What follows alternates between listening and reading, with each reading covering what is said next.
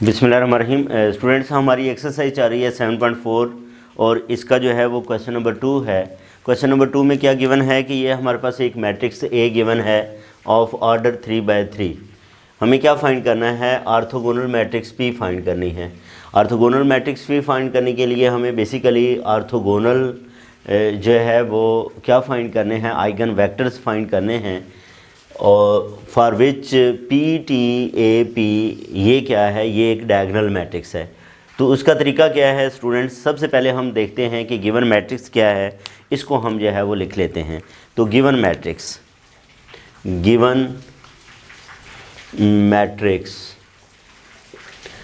A is equal to 2 1 1 1 2 1 1 1 और 2। ये हमारे पास जो है वो मैट्रिक्स ए है। हम क्या फाइंड करना चाहते हैं? यहाँ से हम आइगन वैल्यूज़ फाइंड करना चाहते हैं। तो हम क्या लिखेंगे? कैरेक्टरिस्टिक्स इक्वेशन लिख लेंगे। द कैरेक्टरिस्टिक्स इक्वेशन इज़ वो क्या होती है? a minus lambda I determinant is equal to 0। a minus lambda I determinant is equal to 0। तो ये बनेगा 2 minus lambda 1 1 1 2 minus lambda 1 1 1 2 minus lambda determinant is equal to 0। ये किसके इक्वल आएगा? ये 0 के इक्वल आएगा। अब हमने इस डिटर्मिनेंट को स्टूडेंट्स ओपन करना है। 2 माइनस लैम्डा लिखेंगे, ये मैं फर्स्ट टर्म लिख रहा हूँ, ठीक है। 2 माइनस लैम्डा लिख के तो ये क्या हो जाएगा? ये डिलीट हो जाएगा और हमारे पास 2/2 का डिटर्मिनेंट आएगा। 2 माइनस लैम्डा 1 1 2 माइनस लैम्डा, फिर -1 और फिर डिटर्मिनेंट आएगा, ये डिलीट हो जाएगा 1 1 1 2 माइनस लैम्डा, फिर आएगा 1, फिर डिटर्मिनेंट आएगा 1 2 माइनस लैम्डा 1 1 और ये किसके इक्वल है? That is equal to 0। ये किसके इक्वल आ गया? 0 के इक्वल। तो अब हम यहाँ पे इसे सॉल्व करेंगे तो हमारे पास एक पॉलिनॉमियल इक्वेशन आ जाएगी। क्या आ जाएगी? Polynomial equation. तो ये 2 माइनस लैम्डा ये 2 माइनस लैम्डा का स्क्वायर है -1 minus 2 minus lambda -1 plus 1 minus 2 plus lambda is equal to 0।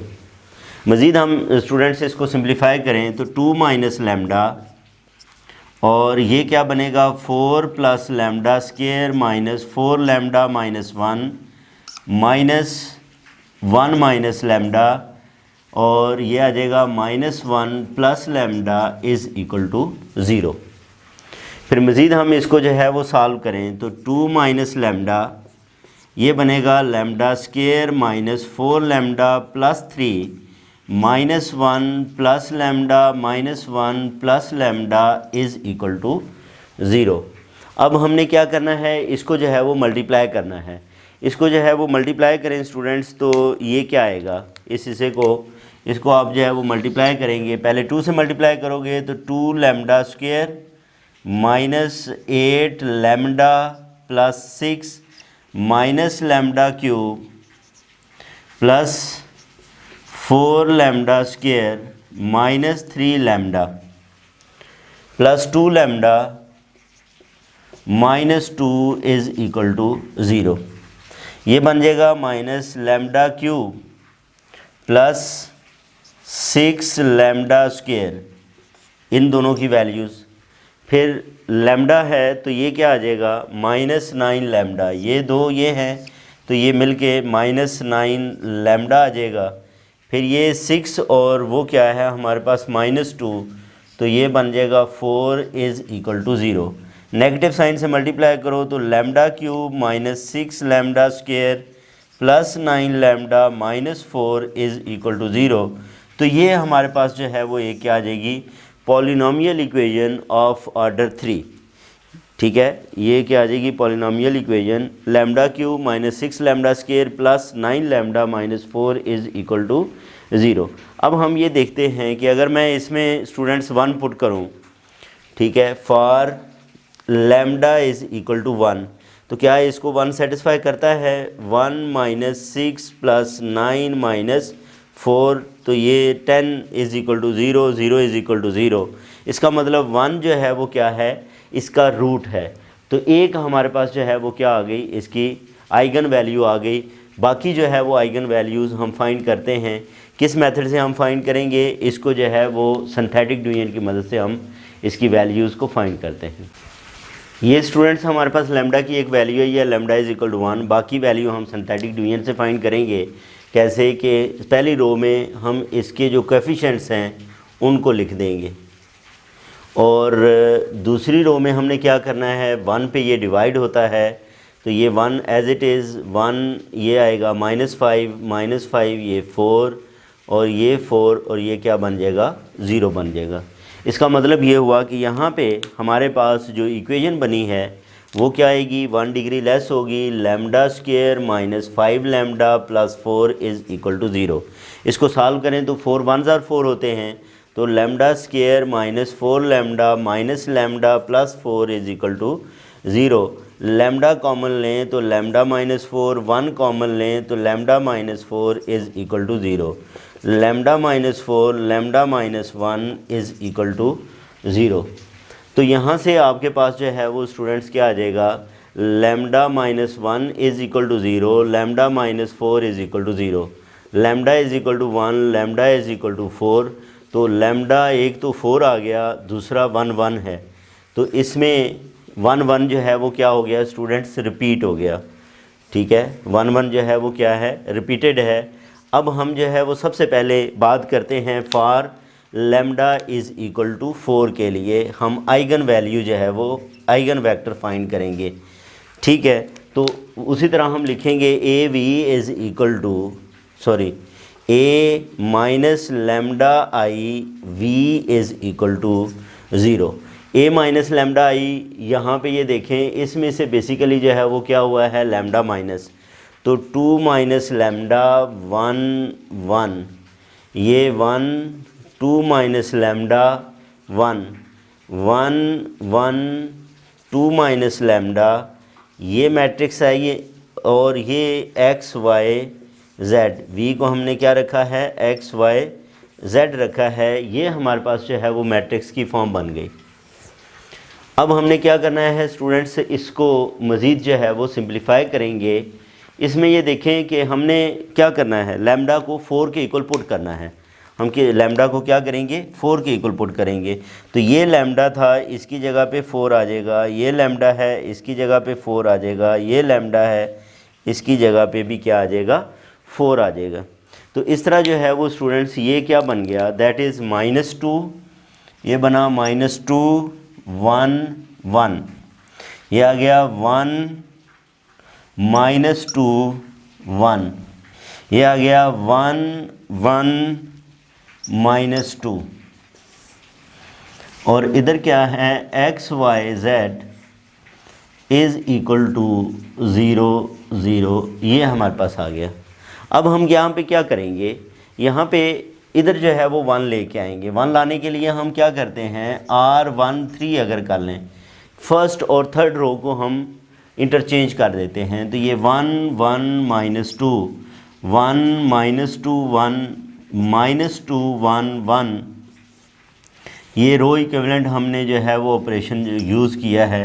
Matrices में जिस तरह हम जो है वो रोज़ को चेंज कर सकते हैं, इसी तरह मैट्रिक्स के अंदर भी हम इसको जो है वो चेंज किया जा सकता है। अब यहाँ पे देखें, हमें बेसिकली इस 1 के नीचे 0 लाना है, तो मैं क्या करूँगा? R2 में से R1 को माइनस करूँगा, R3 में 2R1 कर दूँगा, तो 1 1 -2, ये 0, इसमें से जस्ट माइनस करना है, तो -3 -1 -3 हो जाएगा, और ये जो है वो 1, ये +3 हो जाएगा, और इसी तरह जो है इसे 2 से मल्टीप्लाई करके ऐड करना है, तो 0, ये क्या आ जाएगा? ये 3 आ जाएगा। ये हमारे पास -4 और 1 है, तो ये -3 बनेगा, और X Y Z is equal to 0 0, अब हम क्या करना चाहते हैं, इससे नीचे जो है वो ज़ीरो लाना चाहते हैं। हम इससे जो है वो नीचे क्या लेके आएंगे, ज़ीरो को जो है वो लेके आएंगे, तो हमारे पास ये वेक्टर आ जाएगा related to lambda is equal to 4।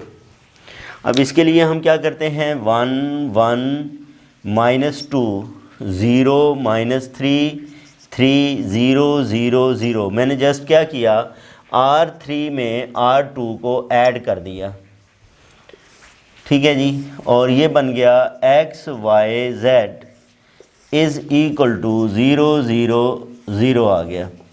इसको सिस्टम ऑफ इक्वेशंस में चेंज करें तो x + y - 2z is equal to 0, -3y + 3z is equal to 0। यहाँ से ये जो है वो 3y किसके इक्वल आ जाएगा, 3z के। This implies that y is equal to z।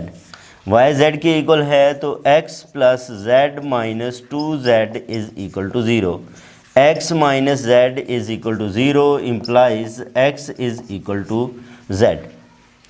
Basically जो है वो स्टूडेंट्स हमारा वेक्टर क्या है, हमारा vector v is equal to x y z है।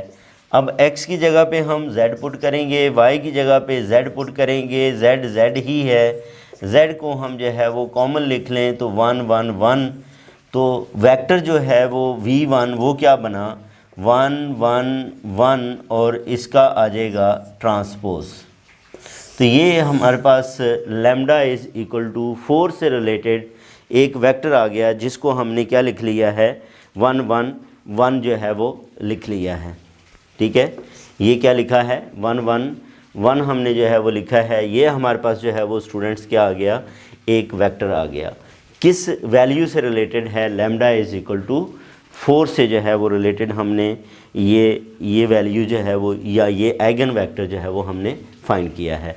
अब हम जो है वो लैम्डा इज़ इक्वल टू 1 जो कि रिपीटेड रूट है, उससे रिलेटेड जो है वो वैल्यूज़ को फाइंड करते हैं। स्टूडेंट्स हम लैम्डा इज़ इक्वल टू 1 के लिए अगर हम बात करें तो हमारे पास जो है वो कैरेक्टरिस्टिक्स इक्वेशन जो है उससे a माइनस लैम्डा आई थी। अब हम a minus lambda I v is equal to 0 जो है वो लिख सकते हैं।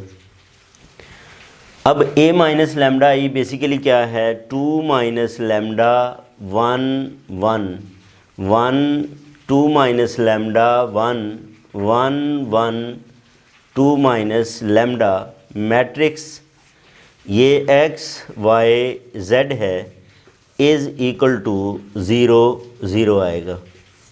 ये किसके इक्वल आ जाएगा, 0 0 के इक्वल आ जाएगा। अब लैम्डा को मैंने क्या रिप्लेस करना है, 1 रिप्लेस करना है। तो जहाँ पे भी लैम्डा है उसकी जगह पे मैं क्या पुट कर देता हूँ, 1 को पुट कर देता हूँ। जहाँ पे भी लैम्डा है उसकी जगह पे मैं 1 को रिप्लेस कर देता हूँ। जब 1 को रिप्लेस किया तो ये आ गया 1 1 1 1 1 1 1 1 1, और ये बना x y z is equal to 0 0, ठीक है जी। अब मैंने क्या करना है, R2 में से R1 को माइनस करूँगा, R3 में से R1 को माइनस करूँगा। फर्स्ट रो इसी तरह ये हमारे पास 0 हो जाएगा, ये भी 0 आ जाएगा। तो 3 वेरिएबल्स हैं लेकिन हमारे पास इक्वेशन एक ही रह जाएगी।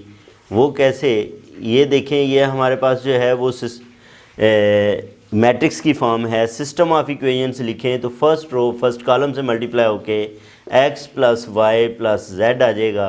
बाकी 0 होंगे वो 0 से इक्वेट होके दैट इज़ इक्वल टू 0। अब यहाँ पे हमने बेसिकली क्या करना है स्टूडेंट्स, वेक्टर v लिखना है। अब वेक्टर v लिखने के लिए हम क्या करते हैं, यहाँ पे a और b इसको जो है वो कन्वर्ट कर लेते हैं, ठीक है। हमारे पास जो वैल्यू है, ठीक, आप जो है वो इसको कोई भी वैल्यू जो है वो लिख सकते हैं। बहरहाल वेक्टर v जो है वो किसके इक्वल है, वो x y z है। हम क्या करते हैं, x को भी कोई वैल्यू दे देंगे, y को भी वैल्यू दे देंगे, और इसी तरह जो है वो z को भी z उसकी बुनियाद पे जो है वो हमारे पास आंसर आ जाएगा, ठीक है जी। हम जो है वो क्या करते हैं, इसमें x को अगर मैं ये रखता हूँ, चलें y को अगर मैं ये रखता हूँ, y is equal to a, z is equal to b, ठीक है जी। तो ये क्या बनेगा फिर, y और z की जगह पे ये वैल्यू पुट की तो x किसके इक्वल आ गया, x is equal to a plus b is equal to 0, x is equal to minus a minus b. x की जगह पे क्या आ गया, माइनस a माइनस b, और y जो है वो इसकी जगह पे आया है a और z की जगह पे आया है b। अब हम इसको दो मैट्रिसेस के सामने लिख सकते हैं, माइनस a और 0 ये, और प्लस इधर क्या आ जाएगा, माइनस b 0 और b आ जाएगा। इन दोनों को ऐड करें तो यही स्टूडेंट्स हमारे पास जो है वो आंसर आता है। अच्छा, अब यहाँ पे देखें कि इसमें से हम a को कॉमन लेंगे और दूसरे में से b को जो है वो कॉमन ले लेंगे। ठीक है, इसमें से a को कॉमन लें और b को कॉमन लें। a कॉमन लें तो इधर आता है -1 1 0, और इधर b कॉमन लें तो ये आता है -1 0 1 आता है। तो अब यहाँ से हमारे पास जो है वो स्टूडेंट्स दो वेक्टर आ गए, एक -1 1 और 0 है, इसको ट्रांसपोज में लिखते हैं, और इसी तरह एक -1 0 और 1 है, इसको भी जो है वो हम किस में लिखते हैं, ट्रांसपोज में लिखते हैं। फिर आप चेक करोगे कि क्या ये एक दूसरे के साथ आर्थोगोनल हैं। अगर आर्थोगोनल हैं तो हम इसको ही आगे चलाएंगे, आर्थोगोनल नहीं है तो सबसे पहले हम इनको आर्थोगोनल, इनका वेक्टर जो है वो फाइंड करेंगे। अब यहाँ पे ये देखें, ये स्टूडेंट्स हमारे पास ये -1 1 और 0 है, इसको मल्टीप्लाई करो तो ये 1 आ गया, ये 0 तो 1, जो कि 0 के इक्वल नहीं आता। इसका मतलब ये आर्थोगोनल नहीं है। हमने क्या करना है, आर्थोगोनल फाइंड करना है, तो हम ये लिखते हैं ए वेक्टर आर्थोगोनल टू। अब हम एक वेक्टर फाइंड करेंगे जो आर्थोगोनल होगा। ठीक है, ए वेक्टर आर्थोगोनल टू किसके, ये एक वेक्टर ले लेते हैं -1 1 और 0, -1 1 और 0। अब मैं ट्रांसपोज इसके ऊपर नहीं लिखूँगा। और दूसरा वेक्टर जो है वो हमारे पास 1 1 1 जो 4 से रिलेटेड था वो। तो ये जो है ये दो वेक्टर्स ले लेते हैं, इन दो वेक्टर्स के हमें नॉर्मल वेक्टर जो है वो फाइंड करना है। फिर हम इन तीन वेक्टर्स को जो है, तीनों वेक्टर्स आपस में नॉर्मल होंगे। ये देखो ये पहले ही आपस में नॉर्मल है, -1 + 1 ये 0 आता है, तो ये तो आपस में नॉर्मल है। तीसरा वेक्टर हम नॉर्मल फाइंड करना चाहते हैं, उसका सिंपल वे ये है कि आप क्या करें, इन दोनों की प्रोडक्ट ले लें। आप जो है वो क्या करें, इन दोनों की जो है वो प्रोडक्ट ले लें। मैं अगर इसको जो है वो पहले लिख लूँ, ये 1 1 1 है, और दूसरा वेक्टर जो है वो मैंने लिखा था -1 1 और ये 0, और मैं इनकी जो है वो, इसको जो है वो u कह लें, इसको जो है वो v कह लें। ठीक है, इसको u कह लें, इसको v कह लें। तो इसका नॉर्मल वेक्टर w अगर मैं कहूँ तो वो किसके इक्वल होगा, u क्रॉस v के इक्वल होगा। अब u, इसको मैं e1 e2 e3, u जो है वो हमारे पास 1 1 1 है, और ये -1 1 और 0 है। ये बात याद रखें कि ये जो मैट्रिक्स हम बनाते हैं ये आर्थोगोनल नहीं है, इनके वेक्टर्स की पोजीशन चेंज की जा सकती है। जैसे मैं अगर 4 को पहले वेक्टर जो है वो लिख लेता हूँ, 4 की पहले वेक्टर फाइंड करता हूँ तो वो पहली पोजीशन में लिखा जाएगा, लेकिन अगर मैं 1 को पहले ले लेता हूँ तो वो पहली पोजीशन में लिखा जाएगा। इसका मतलब ये है, ये बुक के ऊपर भी लिखा हुआ है कि एग्जामिनर को जो है वो मोहतात रहना है क्वेश्चन को चेक करते हुए कि आंसर की प्लेसेस या आंसर जो है वो डिफरेंट हो सकते हैं, लेकिन इसके अंदर ये जो कंडीशन है ये फुलफ़िल होनी चाहिए कि पी टी ए पी वो किसके इक्वल होगा, वो डायगोनल मैट्रिक्स के इक्वल ही आएगा। बहरहाल ये है कि मैं अगर इसको जो है वो स्टूडेंट सॉल्व करूँ तो ये मेरे पास क्या आएगा, E1 और इसके साथ आ जाता है 1 1 1 0, फिर -E2 इसके साथ आ जाता है 1 1 -1 0, फिर E3 और इसके साथ आ जाता है 1 1 -1 और 1। अब इसको जो है वो हम क्या करेंगे, यहाँ पे सॉल्व करेंगे। इसको हम क्या करते हैं, सॉल्व करते हैं, और इस तरह स्टूडेंट्स हमारे पास तीन वेक्टर्स जो कि आपस में आर्थोगोनल होंगे वो आ जाएंगे। अब इसको क्या लिखा जा सकता है, दैट इज़ इक्वल टू ये -E1 लिखा जा सकता है, और ये -E2 लिखा जा सकता है, और ये +2e3 लिखा जा सकता है। इसका मतलब यहाँ से हमारा जो तीसरा वेक्टर आया है, ठीक है, तीसरा वेक्टर जो आया है वो है -1 और 2। इसका जो है वो आप क्या लिख लें, ट्रांसपोज, इसको कोई भी जो है वो नाम दे दें। बुक पे जो स्टूडेंट्स जो है वो तरतीब रखी है, उसने बुक पे जो तरतीब है उसमें पहला वेक्टर उसने जो है वो इसको कंसिडर किया है, यानी कि u1 जो है वो उसने लिया है -1 1 और 0 ये लिया है। u2 वेक्टर उसने ये लिया है, ये वाला हमारे पास ये वेक्टर -1 और 2, इसका जो है वो ट्रांसपोज। और तीसरा जो वेक्टर उसने लिया है वो हमारे पास आएगा 1 1 1। अब ये तीनों वेक्टर्स आपस में आर्थोगोनल हैं। स्टूडेंट्स अगर आप इसको u1 रख लेते, इसको u2, में सिर्फ जो है वो बुक पे जो आंसर है मैच करने के लिए ऐसा किया है, अदरवाइज़ ये क्वेश्चन जो है वो गलत नहीं होगा। ये हमारे पास u1 u2 u3 आ गए हैं और तीनों को आप डॉट प्रोडक्ट लेंगे इनकी या इनर प्रोडक्ट लेंगे तो तीनों का आंसर जो है वो क्या होगा, आपस में वो 0 होगा। u1 u2 के साथ इनर प्रोडक्ट लें, ये भी 0 आएगा। u2 की u3 के साथ इनर प्रोडक्ट लें, ये भी 0 आएगा। या u3 की u1 के साथ इनर प्रोडक्ट लें, ये भी 0 के इक्वल आएगा। तो इसका मतलब क्या हुआ कि ये आर्थोगोनल हैं। तो यहाँ से अब हम जो है वो स्टूडेंट्स क्या इसके बना सकते हैं, P बना सकते हैं।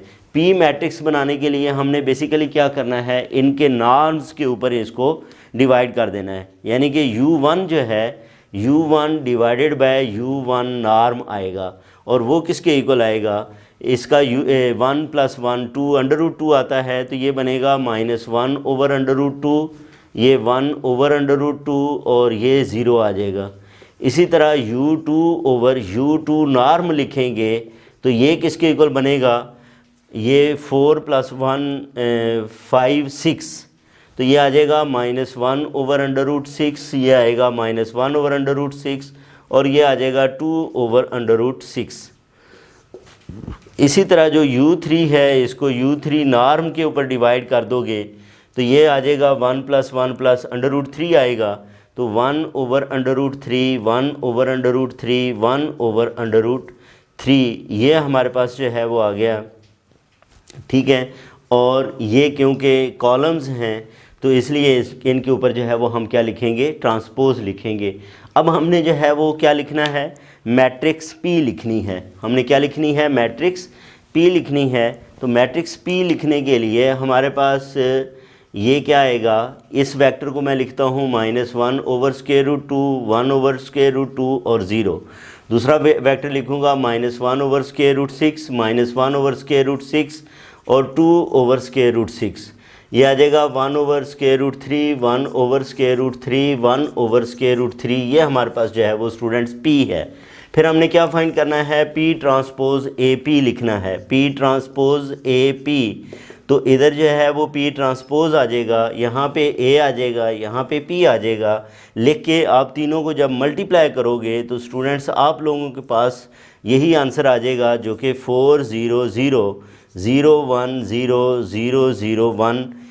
ये जो वैल्यूज़ हैं बेसिकली ये वही वैल्यूज़ हैं जो कि हमारी आइगन वैल्यूज़ थी, जो क्या थी, आइगन वैल्यूज़ थी। सॉरी मैंने ज़बानी लिखा, तो ये इधर 1 है और इधर जो है वो ये 4 है, तो ये हमारे पास आएंगी जो कि ये रिपीटेड हैं, ठीक है। अब इस केस के अंदर यहाँ पे ये देखें, अगर आप शुरू में 1 को लेते हैं तो इसकी पोजीशन ये बनेगी, लेकिन अगर आप पहले 4 को ले लेते हैं तो इसकी पोजीशन इधर आ सकती है। ये आपस में चेंज हो सकती हैं, लेकिन ये मैट्रिक्स जो है वो क्या होगी, डायगोनल होगी और इसकी वैल्यूज़ यही रहेंगी, पोजीशन जिस मर्ज़ी पे ये आ जाए। तो स्टार्ट करने पे जो है वो ये डिपेंड करता है। तो ये था स्टूडेंट्स हमारे पास क्वेश्चन नंबर 2। इसके बाद डिस्कस करेंगे 3 को नेक्स्ट वीडियो में। अपना ख्याल रखें, अल्लाह हाफिज़।